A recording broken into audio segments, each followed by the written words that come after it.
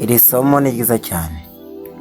Mu ivugururamategeko igice cya 14 umurongo wa 8 haravuga ngo n'ingurube kuko ifite ikinono ariko niyuzi nayo ni umuziro kuri mwe, ntimukarye inyama zayo cyangwa ngo mukore ku ntumbi yayo. Aya magambo se atubwira iki? Ntabwo twemeye kurya inyama z'ingurube ndetse no gukora ku ntumbi yazo. Niyo mpamvu abisilamu n'abadivantisite usanga batarya iki? Ingurube. Umwisilamu atwareke muri komantere atubwire ubo muri Korowani uko bavuga ku nyamaswa yitwa ingurube cyangwa ku itungo ryitwa ingurube. N'abadivantisite bari kudukurikira kuri urubuga batubwire impamvu ngeri somo n'iryo nabashije kubona rivuga ku bijyanye n'ingurube, aho batubwira ngo n'ingurube ni ikizira.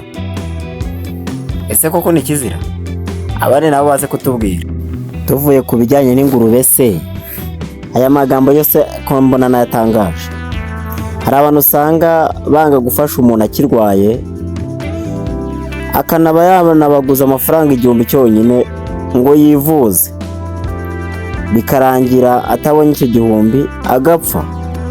Nyamara yapfuye usanga abantu bashishikaye bari gutanga amafaranga agati dushaka isanduka nziza ihenze, ugasanga bari kumuha amafaranga mu gihe yapfuye kandi akagombye kuba yarahawe ari muzima akivuza. Niba yagujije 1000 cyo kwivuza, ugasanga bakoresha isanduka $500 kugira ngo bamuhambe neza. Ese urwo n'urukundo rukwiye bagenzi? Munyandike muri komantere mumbwire niba namwe ibyo bintu mujya mubibona.